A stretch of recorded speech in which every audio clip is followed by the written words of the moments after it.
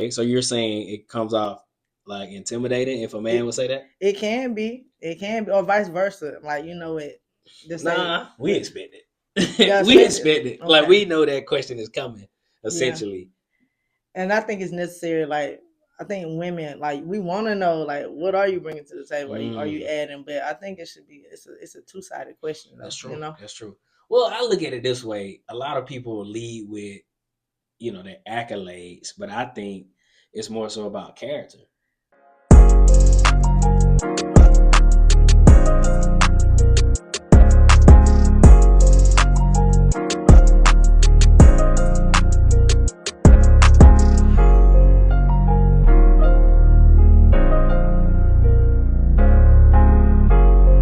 Yo, welcome back for another episode, and I have a new special guest here. My name is DJ Hughes, Coach K. and this is the That's Neither Here Nor There podcast.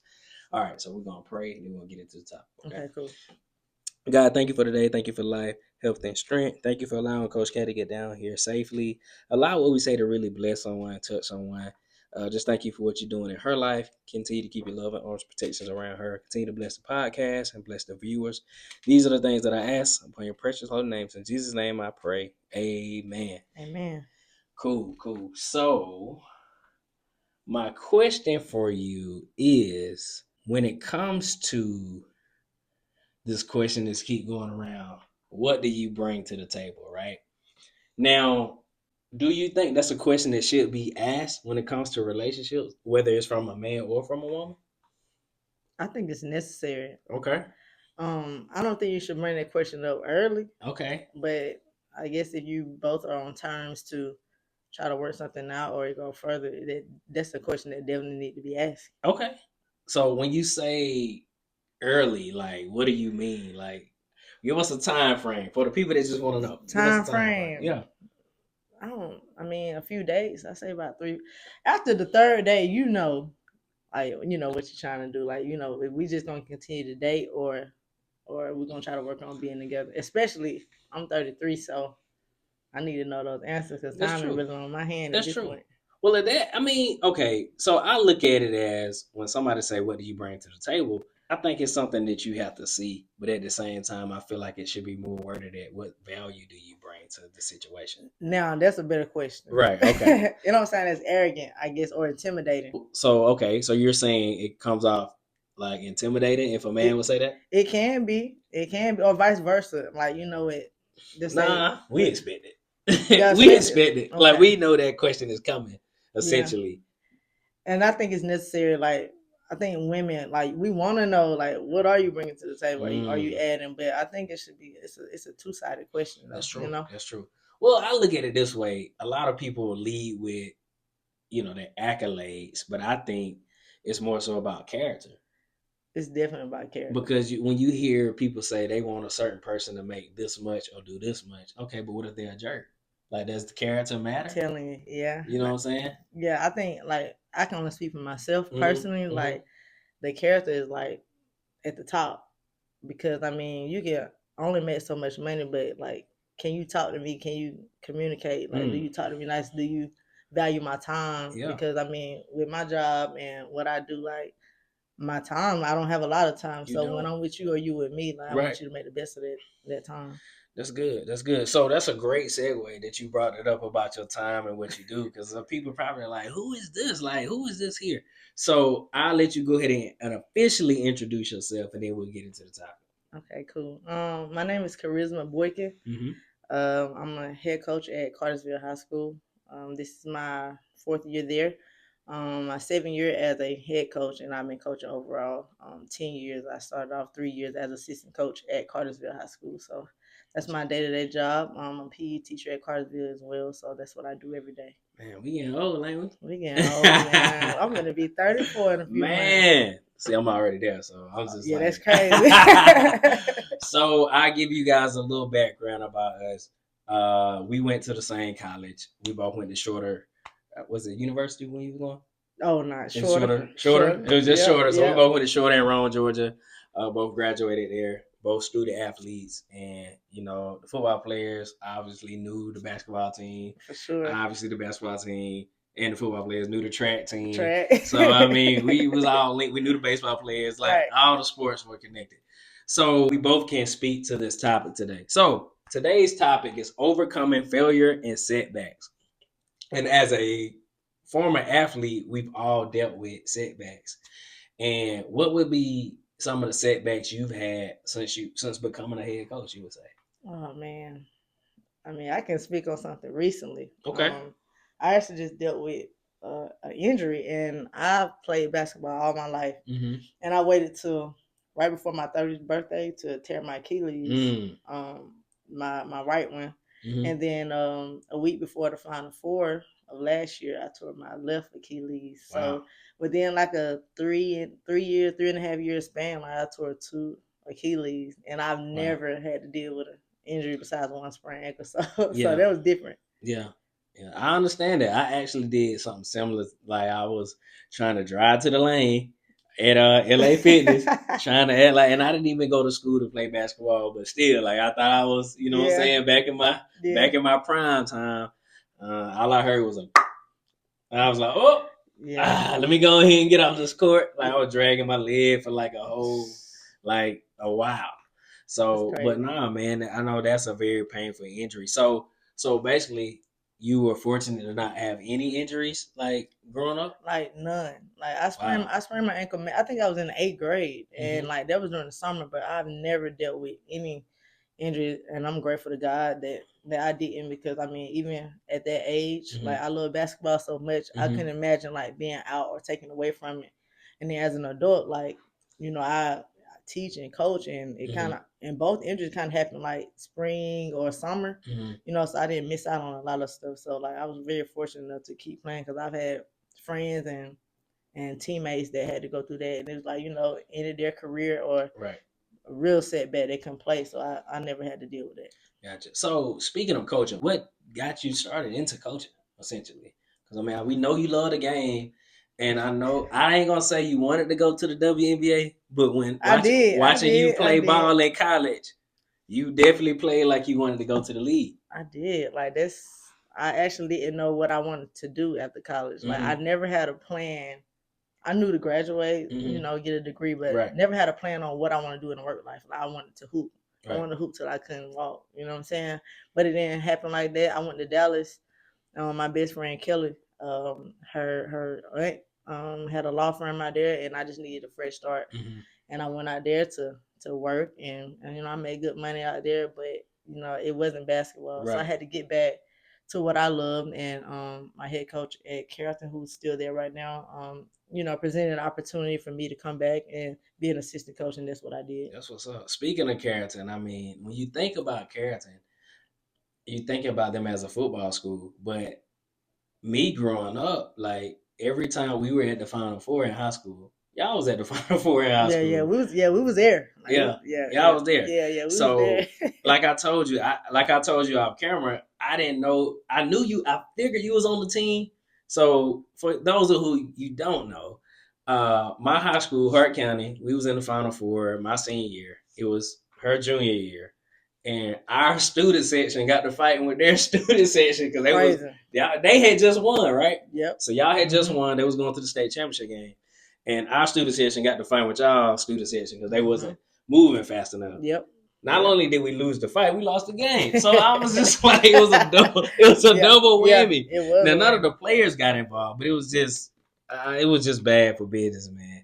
It was just bad for business. I was just like, when I was telling you about it, I was like, what year did you graduate again? I just, 09. Okay, that was the year, huh? That was the year, man. Okay. So let me ask you this. What made you choose Shorter? Out of all the schools you could have chosen, why Shorter?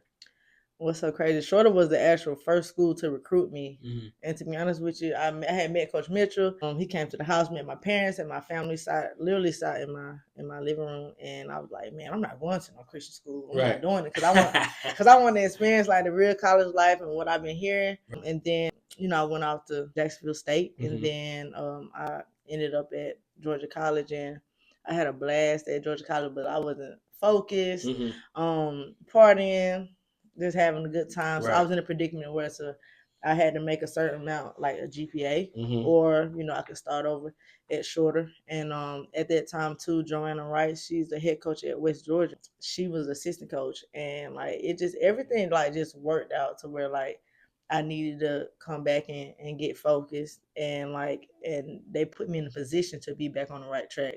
As far as my grades, and I did have to red shirt, but I did that, and like GPA was super high, and I had an opportunity to play, and playing the championship games there. Man, I had a ball in Shorter. Yeah, Shorter's a good school, man. I was just having this conversation with one of my coworkers. His son is thinking about going to Shorter, and he was just asking me about the culture, and I said it's very tight knit, Very.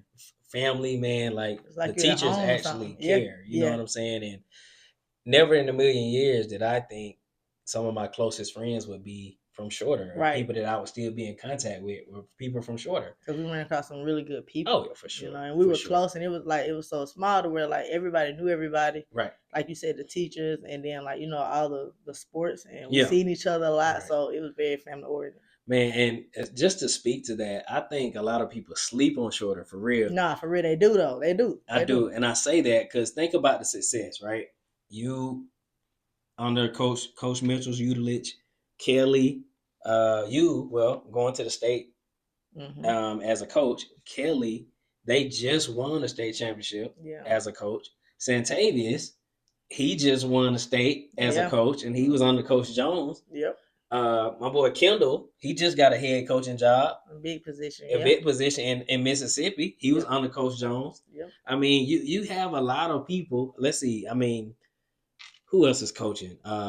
Cody. What's Cody last name? Cody Simpson. He's Oh coaching. yeah, that's right. I forgot about that. Yeah. So I mean, you got a lot of people that are coaching now. Blake. Yeah. Man, Blake Sellers. Yeah. Yeah. Yeah. Everybody's coaching and everybody's doing something productive, like Yep. that we know they went to the school. Right. Right. So and then even Nick.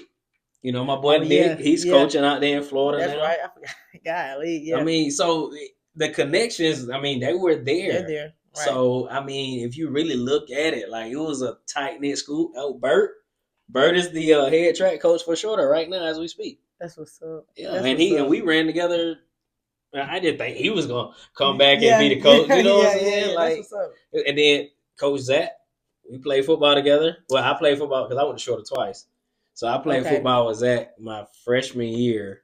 Now he's the head coach. Okay. Yeah. So I mean, you got people that come back and not only either go back to their school or go back to their alumni from high school, but go back to where it all started. So Right. I mean, I really feel like Shorter slept on for sure, and it's just we never could put it together when we needed to. And in my personal opinion, had we stayed NAIA, man, listen, man, it would have been championships. On top. Yeah, for sure.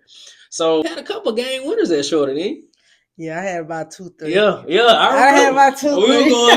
We were going crazy. I remember, man. It was a good time, man. It was when you guys won and then the boys won right after y'all, man. It was always a good time. Now, were you there for? Was it still a very Shorter rivalry when you were there? It was. Okay. It was. Man, those games, man. Yeah, it was. Oh my goodness, you see people a time was had in years, man. For sure, a time was had.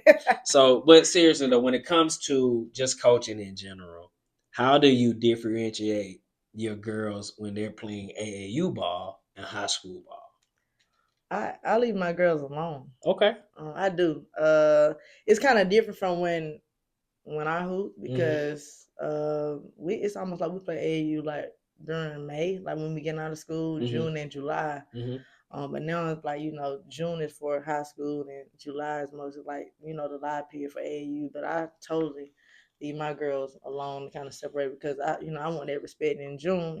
Like let me get the chemistry of the team in this month, and then I don't even dabble back and forth with it. Gotcha. So, excuse me, because I don't know how far you guys have gotten. I know you guys have lost some tough games the last couple of years in the playoffs. What would you say you tell your team, your coaching staff, like how do you bounce back from that? Because you do have seniors who will never play high school basketball again. I do. So what do you tell your team in moments like that? I think with us having to rebuild, Mm-hmm. and I don't never forget, like, where we come from. Right. Because coming in, like, my first year, like, we went 4-21, Right. and then that following year we go Sweet 16, and then the next year we go Final Four, and then we go Elite Eight, but we go Elite Eight with 9 freshmen. So it's like, wow, brick on brick. Like, they understand, like, now mm-hmm. that we've laid down a foundation, Mm-hmm. that it requires work, and that's from my players and my coaching staff, and I think they understand, like, what it takes now. So it's not really me having to explain. It's like, now they know, okay, we didn't do enough this year, so we got to pick it up somewhere else that we're lacking. Mm-hmm. So I don't really have to explain. Like, we can always adjust to, mm-hmm, where it's ways we can get better. Mm-hmm. And then even my players, like, I brought along I don't know if you know him, but his name is Jalen Pugh, and he's like really a developmental coach. Mm-hmm. And we've stepped up the development part of, like, just individual development. Mm-hmm. And I think, like, that has helped us a lot. So when it comes to playing the number one player in the nation, like, how was that? Like, what strategies did you go for? Did you have, like, now I know she ain't Jordan, but did you have whatever her name? Let's just say her name was Kelly. Did you have, like, the Kelly rules? Her name Kate. I think people need to know her name. What's her name? Kate Hartsman. Oh, excuse me. Yeah. People need to know her name. You need to know her name? So say it one more time. People are about to know her name anyway. If you don't know already, like, she's the best player in the country. Okay, what's her name? Kate Hartsman. Kate Hartspring. Mm-hmm. Okay, so for Kate Hartspring, did you have Kate Hartspring rules, or did you, like, how did you guys defend her? We tried everything. Oh man. Boxing 1, mm-hmm, triangle 2, deny, zone. Like, she's a very good player. She comes from a very good basketball program. Mm-hmm. Family, her dad hooped. I don't know his name, but he hooped at Georgia Tech. So, like, okay, just like she's just basketball, man. Like, and you could tell, like, by the way she warmed up. Like, I even went out. To be honest with you, I really don't go out to like maybe like 6 or 7 minutes, but until we start the game. Mm-hmm. But for her, like, I really wanted to watch her warm up, and you could tell a lot about the player during their warm ups, and she goes hard the entire time. Wow, is she a junior or senior? She is a junior. She got one more year. Oh man, I got to deal with her another year. Man. Yeah. But I know that's one of the things that you want to do. You for always sure. want to play the best talent to prepare your team, exactly, for the adversity and for the setback. So yes, when it comes to scheduling your I guess non-conference games, like, are you playing the best talent in the country when you do that, or how do you do that? I'm trying to play the best teams that I know. Like, the last 2-3 years, I've been playing, like, like Final Four, Elite Eight, Sweet 16 finalists. Like, just to give you a preview of our schedule, it's already done. Wow. Yeah, we'll be opening up with Carrollton and New Manchester, Harris County, like all those, like, Elite Eight, like, and further teams. I'm trying to get Kelly, but I don't know. Yeah, I mean, listen, Kelly is, she's always been competitive when she played. Yeah, so, always. She's still competitive to this day. I mean, I'm sure. We can go play one-on-one now, like, she's still going to, like, I'm pretty sure if y'all was to race to this line and back, she'd try to beat you. Yeah. But no, man, that's great, man. I love the people that Coach Mitchell brought in. Like, he definitely brought some talent in. Coach Mitchell knew he was doing. Shout out to Coach Mitchell, man. Coach Mitchell, man, my guy. So even with Coach Mitchell, even though the transfer portal wasn't big a thing then, he had some transfers. I think he had a young lady from Miami on the team, right? The transfer from Miami. Demisha. Yeah. Demisha Moore, she's from Cartersville. Yeah, okay. She was like that. Yeah, she was like that. That's what I heard. Kristen Nash. Yeah, Kristen transfer. She played at Belmont, right? Yeah. Okay. Like, we had them on and then Rod was good too. Rod was good. Yeah. We had a whole squad, man. Like, yeah. So when Rod was on the team, what year? I redshirted. Okay. She was with Kelly. Like, I was giving them the business in practice. Okay. So you can ask them. Okay. Like, you know what I'm saying? But I don't know if they're gonna admit to that now, though. Oh no, I'm not. Yeah. They're gonna tell you the truth, but like that whole squad was, man, they were good. Now I do remember going to Emmanuel to see Shorter play, because that was in between. I was on academic probation at that time, so I wasn't at Shorter. I know what it feel like. Yeah, I wasn't at Shorter. I was at home working. Right. So when Shorter played Emmanuel is like 20 minutes from my hometown. So I was Okay. like, oh man, I gotta see the game. And it was like, yeah, man, Shorter got this girl from Miami that transferred in, and they got this girl from Belmont. Then Shorter supposed to be squad. Then Yeah. I thought Rod was from Miami because Rod had like 20. Yeah. Yeah. So, but I was like, nah, she played at No, Coosa High Rob was School. Rob was just getting So buckets. yeah, Rob, She yeah, was just Rob getting is a bucket buckets for for sure. sure. Rob is a bucket. But no, man, I think it's important for those relationships to if Shorter was the perfect school for that. I think so. With it being like so small and family oriented, like I think that was the best time like of my life. Like I'm not gonna lie, I went to a few universities before Shorter, Mm-hmm. so it was like that. Like it was just like kind of close knit, like kind of familiar, like with home, and that's how I am with my family. So like I think I've developed a lot of relationships, and even like adult wise, like I still Mm-hmm. talk to a lot of people. That can get you connected, like because it's Right. all about who you know at the end of the day. Exactly. So I heard you mention just a few moments ago that you played character. That has to be kind of like a bittersweet situation there that you playing your alumni from high school and you the coach, you're the head basketball coach of Yeah. Cartersville. So high Cartersville High, excuse me. So that has to be like kind of bittersweet. Like you don't want to beat Yeah. them too bad, but you still want Oh to no, beat I them. want to be there. Nah, it's a beautiful moment. Like like this year we'll be going back there. They came last year. Hmm. I went to them my first year, so this will be our third year playing them. But it's always good, and I love playing back home, like just being in the gym and Coach Thomaston and just going in the locker room and just seeing all the accolades of what we've done Right. over the years, and then it's always good to see my family in the stand. Like Right. that's the best part. But just I enjoy the rivalry and the competition, and I'm always the head coach over there. I always he built me, like Right. what I'm saying. So I don't like to lose. Like Yeah. I'm never playing to lose. You know what Yeah. I'm saying. So Exactly. I'm trying to beat him. Exactly. He know Exactly. that too. He know Yeah. that. He know that Well, for that's real. good. I mean, like I said, with the relationships that were built, I mean, it just you never want to burn a bridge. Never. And No way. in this basketball space, you meet so many people, and you play against people that you never thought you would play against. You coach people that you never thought would coach. So Right. it's good to never burn a bridge. Yeah. I do want to touch bases on this briefly. When it comes to AAU, what is your stance on that? I'm all for AAU. Hmm. I am.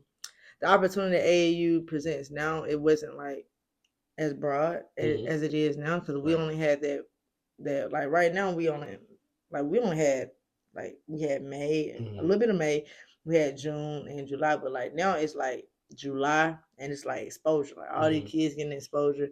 And in high school right now we only have June, so it's not really like we're not knocking heads, you know what I'm Right. saying. But the best thing about that, like, you just got to be in communication. I feel like the communication should be louder important from both head coaches on the AAU team and the high school team, Right. because we Right. see the kid like a lot longer Right. and compared to like a couple months. So like if you work together, it'll all work out. Yeah. Yeah. I know a lot of parents make a lot of sacrifices, but Oh how yeah. do you? I guess what would be your advice for a new coach who is trying to get that balance? Because you always gonna have some parents that overstep.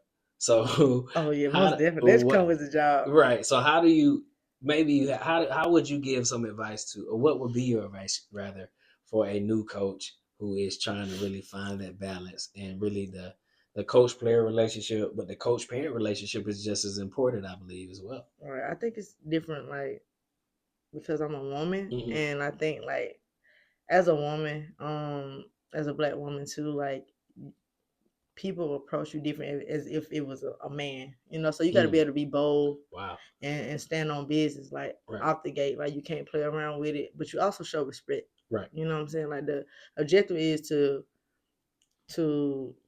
make sure that child is in the right position and Hmm. you're doing right by that child. You putting that child, at a level to where they're seen and they're loved, and to get through high school. So I feel Right. like if you're doing that part, Hmm. like the parent has to respect it. You know what Right. I'm saying? So I have a really good relationship with my parents. Hmm. It's gonna, that's your child, and I get it. I don't have children, but I get like every parent.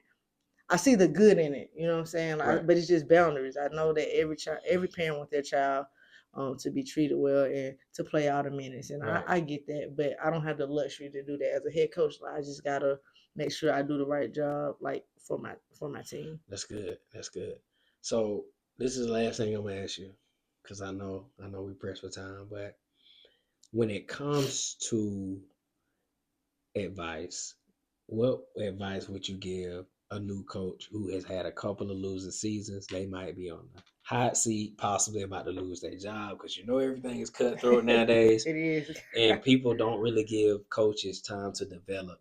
Yeah. So for whether we're looking at the board of education, they don't really, or the athletic director rather, they don't really give time for coaches to develop. And I understand it's all about money. It's all about the extra dollar. We need to get more butts in the seats. We need to sell more of this and sell more of that, or Right. this sport is getting more money than this sport, or something like that. So what would be your advice to a possible struggling male or female coach who has just started? I mean, you've been in the game 10 years, so Yeah. you have some wisdom. Yeah. To My advice would be to just stay encouraged. And it's not gonna happen overnight. Mm-hmm. And I really had to learn because I came from a winning program. Like as a senior, like I won a state championship, so my expectation was automatically here. Mm-hmm. But as a coach, and you develop, and you're in it for a while, you have to meet children where they are. Mm-hmm. So now you got to find out what way can I help this child, or what development does this child need, and it really requires work. And as a head coach or as any coach, like you got to become selfless because now it's not about you; it's about those individual children and Right. how are we gonna be able to get this better, or get this, or get her better, or get him better. Right. And I think what has helped me is like building a really safe and secure coaching staff, Mm-hmm. because you can't do it by yourself. Right. You know what I'm saying? Like you got to have somebody, you got to have some people that's working for you to keep the ship going. And I feel like I have that, and I have a coaching staff that is really young and ready to go and ready to work, and they make my job easy. They make my job easy. That's good. And I know I do hold a lot more weight, and I got a lot more responsibilities, but on the basketball tip, like they make my job like a lot easier. So I'm very appreciative for them. Shout out to Coach Morgan, Coach P, Coach AJ. Shout out. Shout out. You heard it here first. She's shouting y'all out now. Well, nah, listen, we thank you for coming. For We thank sure. you for taking time out of your busy schedule to just share your story, your knowledge, and any gem that you've given. We really appreciate that. So we're going to pray and we're going to get out of here. Let's do it. God, thank you for today. Thank you for Coach K. Thank you for everything that she's doing at Cartersville High School. Continue to keep your love and own protection, not only around her team, but around the school and the student body and her coaching staff. Continue to give her the success that she is gaining, and just continue to bless her and her family. God, continue to bless myself, bless this podcast. Keep your hands over it and allow what we say to really bless someone. These are the things that we ask upon your precious holy name. In Jesus' name I pray. Amen. Amen. Well, this is your boy DJ Hughes, Coach K. and this is the That's Neither Here Nor There podcast. We out. Peace.